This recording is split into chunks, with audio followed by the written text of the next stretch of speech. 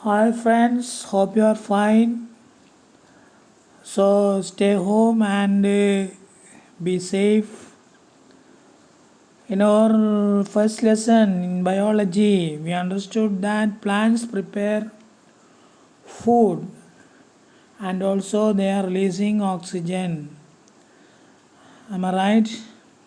So the second lesson is also a continuation of the first lesson.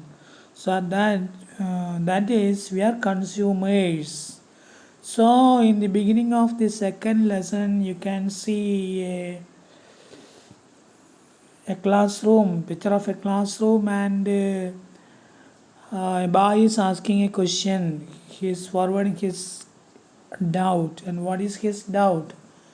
Mr. Adityan. Plants which prepare and use food by themselves do not have a digestive system. Then why do we who receive food from plants have a digestive system? So the question is very relevant. We know that plants prepare food, they are using it, but they don't have a digestive system. But as a living organism, we, all other creatures, organisms, have different kinds of organ systems. So, what are the different kinds of organ systems we can see in our body, in an organism, multicellular organisms? So, we can see digestive system is there, respiratory system is there, circulatory system is there, nervous system is there. So different kinds of organ systems are there in our body, and they are doing different kinds of, they are performing different kinds of functions, and all together they perform the metabolic activities in our body and maintaining the homeostasis.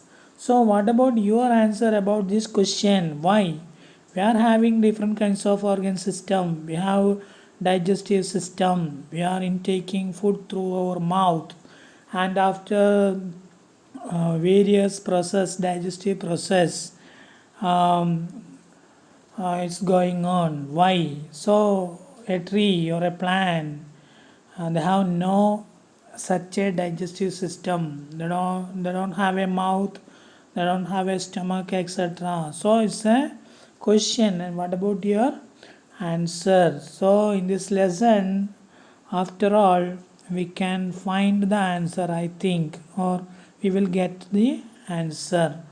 So here in the next page you can see a table. The first lesson itself we understood that plants prepare food in the form of glucose, then they store it in the different forms like carbohydrates or starch, protein, fat, vitamins, minerals, etc. Fructose. So these different kinds of stored food we eat for our healthy growth. So what is the purpose or what is the function of these different kinds of food items? What about the table? Look at the table and complete the table in your copy it in your notebook and complete it.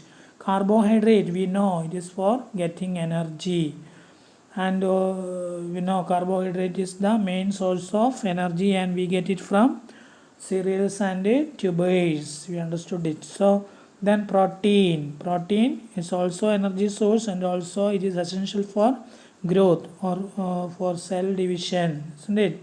Fat is also essential for growth, then it's also energy source, and minerals and vitamins are essential for our various metabolic activities, all together maintain the performing the metabolic activities in our body and maintain the homeostasis. And water, it's a universal solvent, so it is performing its duty in our body.